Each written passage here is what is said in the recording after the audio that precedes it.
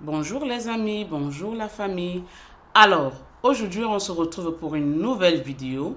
Et cette vidéo concerne, les mamans ne mangent pas, votre enfant ne mange rien, votre bébé ne mange pas, vous avez peur qu'il maigrit, que faire et tout ça. Dans cette vidéo, je vais vous donner des solutions pour pouvoir résoudre ces problèmes-là. Et lorsque vous les aurez appliqués, n'hésitez pas à venir me dire en commentaire voilà ce que ça a donné. Donc, on commence tout de suite après, le générique.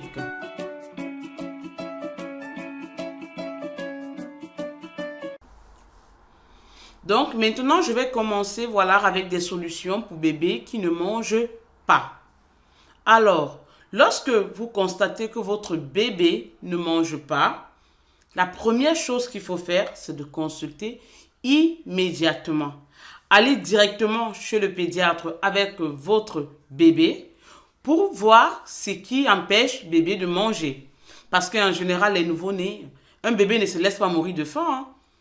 Un bébé ne peut pas se laisser mourir de faim. Alors, s'il ne mange pas, ça veut dire qu'il y a vraiment un problème. Soit il a une infection dans la bouche qui l'empêche d'étirer le lait, soit bébé, a mal quelque part. Donc, le plus important, si je vais commencer à citer au fait toutes les options, ça sera vraiment très long. Donc, moi, je vous conseille directement, lorsque vous constatez du jour au lendemain que votre bébé refuse de prendre le lait ou bien que ce soit maternel ou le biberon, allez directement voir le médecin, pour pouvoir voir ce qui ne va pas avec votre tout petit bout de chou parce qu'un bébé, généralement, ne se laisse pas mourir de faim. En plus, s'il crie, il pleure tout le temps, ça veut dire qu'il y a quelque chose qui ne va pas. Il faut directement consulter. Ça, c'est la première chose à faire. Deuxièmement, essayez de vérifier, vous, la maman, si votre lait, par exemple, coule assez, si vous vous nourrissez bien, si le lait est vraiment consistant. Parce que quand le lait est léger, bébé peut tirer toute la journée, mais il pleure aussi énormément parce que justement, il n'est pas rassasié. Il peut même rester longtemps sur le sein, vous le voyez tirer. À un moment donné, il se fatigue, il laisse, il pleure. Donc, la maman, veillez à très bien vous nourrir lorsque vous allaitez. Et celle qui donne le biberon à l'enfant, veillez bien évidemment à lire très bien les prescriptions, quelle quantité il faut pour quelle mesure d'eau. N'hésitez surtout pas à toujours très bien lire. Maintenant, on va passer aux enfants qui ne mangent pas suffisamment. Alors, à partir de 2 ans, il y a des enfants qui parlent déjà et qui disent déjà, maman, je vais manger, maman, j'ai faim, maman, je veux ci. Alors, lorsqu'une maman me dit, son enfant ne mange rien, je trouve que là aussi, il faut consulter. Parce que rien, c'est différent de l'enfant qui ne mange pas suffisamment. Lorsque l'enfant ne mange rien, vraiment rien comme on comprend là, alors là, il faut consulter. Mais, si ça veut dire, quand vous me dites que mon enfant ne mange rien, ça veut dire tout simplement que l'enfant ne mange pas suffisamment. Ce que vous le donnez, vous constatez que il ne mange pas suffisamment. Alors, vous devriez comprendre tout simplement que ce n'est pas un problème. Surtout si l'enfant, par exemple, n'est pas malade, ne maigrit pas en même temps. Parce qu'il y a des enfants qui mangent un tout petit peu comme ça, mais ils ont une corpulence normale, ils ont un poids normal. Pour voir si un bébé mange bien, il ne faudrait pas toujours qu'il soit un peu comme moi, là, dos dur et tout. Non. L'enfant n'a pas besoin d'être gros pour qu'on sache qu'il mange bien. Il y a des enfants qui ont une morphologie beaucoup plus fin, d'autres qui sont beaucoup plus potelés. Ma fille, par exemple, elle mange pas assez, mais elle est dodue. Et ça, c'est sa corpulence morphologique normale. Généralement, quand on me voit, on me dit, mais qu'est-ce qu'elle prend? Mais elle mange normalement. Parfois même, je trouve qu'elle mange pas assez, mais c'est pas pour autant, je vais dire qu'elle mange rien. Non. Mon fils, par contre, il a l'air un peu plus petit, mais il mange plus que sa sœur. Donc, ce que vous devriez comprendre, c'est que lorsque l'enfant ne mange pas assez, ça ne veut pas dire que, il y a un problème, non. Il y a un problème si et seulement si le fait que l'enfant mange pas assez, ça le rend malade. Ça fait en sorte que, il maigrit chaque jour qui passe. Vous voyez que voilà, l'enfant est tout le temps calme. Il prend pas du poids. Et en plus, il ne se sent pas bien, il vomit, tout ça. Mais lorsqu'il n'y a pas tous ces symptômes-là, et que l'enfant est à bonne santé, et que le seul problème, c'est juste le fait que voilà, il ne mange pas assez, alors ne vous inquiétez pas. L'enfant n'a rien. Maintenant, on arrive aux enfants, voilà, qui refusent de manger ce que maman les propose. Lorsqu'un enfant refuse de manger ce que vous lui proposez, je sais qu'il y a beaucoup de mamans qui vont essayer de dire « Ah, tu veux pas ça, je vais te donner ci ». Qui essaie de substituer les repas. Chaque fois que l'enfant refuse un repas, alors elle essaie de trouver, voilà, un repas qui sera mieux adapté à son enfant, mais que son enfant va accepter. Là, c'est la grosse erreur que vous ne devriez pas faire. J'ai failli commettre cela avec ma fille parce que les enfants sont très capricieux. C'est ce que vous devriez savoir. Les enfants sont très, très capricieux. Généralement, ils disent ils ne veulent pas ça, tout simplement pour vous déranger, ou parce qu'ils voudraient que vous leur donnez ce que eux ils aimeraient manger.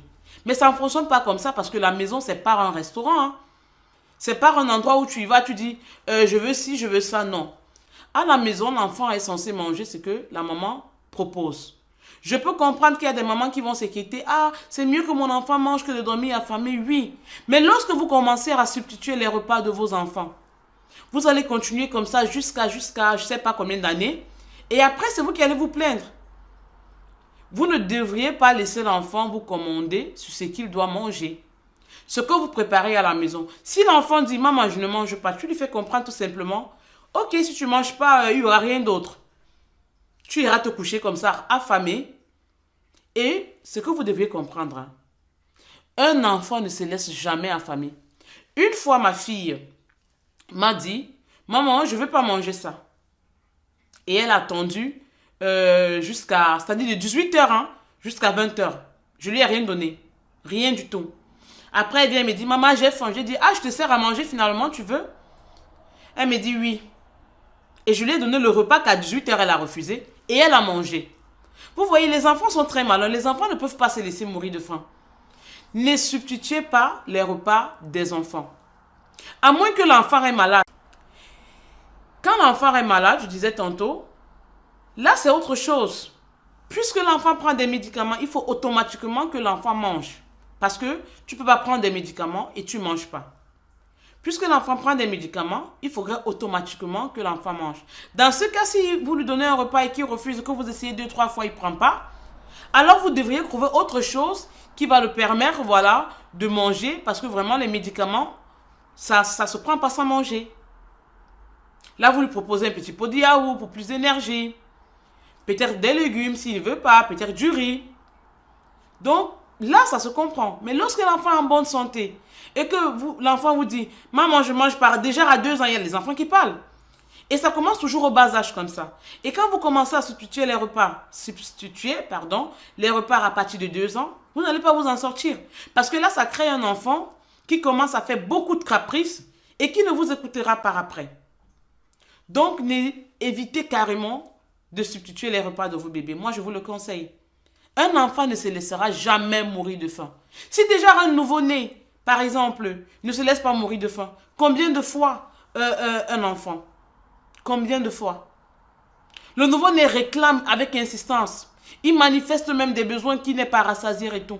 Combien de fois un enfant qui a déjà 2 ans et qui est capable de dire « Maman, j'ai faim ». Vous êtes nombreux à m'avoir mis en commentaire « Mon bébé ne mange pas ». Je vous ai donné certaines solutions. Mais croyez-moi, lorsque un enfant, parce que bébé et enfant, c'est 2 choses différentes. Pour moi, à partir de 2 ans, je considère que c'est un enfant. Lorsqu'un enfant refuse de manger ce que vous lui donnez, ne proposez pas autre chose que ce que vous lui avez donné en premier lieu. Laissez-le. Vous allez voir, il va revenir après. Que ça va prendre 1 heure, 2 heures, 3 heures, 4 heures de temps. L'enfant va revenir et quand vous allez proposer ça, il va accepter. Mais dès la fois où, dès le premier repas, vous dites que « Ah, tu veux pas ?» Tu commences à chercher des trucs qui vont le plaire. Ah, là, c'est parti. L'enfant va continuer comme ça. Ma fille, elle est championne. Si tu cèdes une fois, tu vas céder toutes les autres fois. Donc, n'acceptez pas cela. Pour conclure sur cette petite vidéo, qui parle bien évidemment du fait que mon bébé ne mange pas, mon enfant refuse de manger, mon enfant ne mange pas assez. Je voudrais tout simplement vous faire comprendre que voilà, s'alimenter est un besoin très vital pour l'être humain. Vous voyez même, avant on montrait que voilà, des gens, à un moment donné, ne se laissaient pas mourir de faim, ils sont prêts à manger tout. D'autres mangeaient même vous voyez, ça là, carrément pour survivre. On parle pendant la guerre et tout ça. Ce qui montre à quel point l'être humain ne peut pas se laisser mourir de faim. C'est l'instinct de survie qui agit en ce moment-là. L'instinct de survie est tellement fort que l'être humain est prêt à manger n'importe quoi pour ne pas mourir de faim. Donc, ne vous laissez pas succomber par voilà, les petits caprices de nos bébés et tout ça. Je ne vous dis pas de laisser vos enfants mourir de faim, mais de faire comprendre à l'enfant que c'est ça qu'il faut manger. Il n'y a que ça aujourd'hui et tu dois manger ça. Lorsque c'est un nouveau-né, faites consulter parce qu'il faudrait d'abord savoir c'est quoi la cause. Un nouveau-né n'a pas encore le temps de crier les repas. Non, non, non, non, non. Un nouveau-né se contente du lait. Maternel, artificiel. Mais un enfant, la nourriture, ça le suffit. Si vous le proposez des pâtes, il mangera des pâtes. Vous le proposez du riz, il mangera du riz. Et ainsi de suite. Mais lorsque vous voulez substituer déjà, c'est-à-dire céder aux caprices de bébé, de l'enfant, là vous êtes mal barré. J'espère que cette vidéo vous aura plu. N'hésitez pas à mettre en commentaire, voilà, ce que vous avez en pensé, quelles sont les solutions que vous prenez à la maison lorsque le bébé se comporte ainsi, ou bien lorsque l'enfant se comporte ainsi.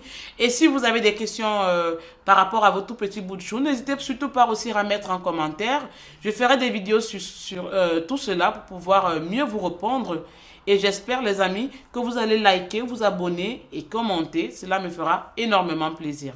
On se voit. Bisous. À la prochaine.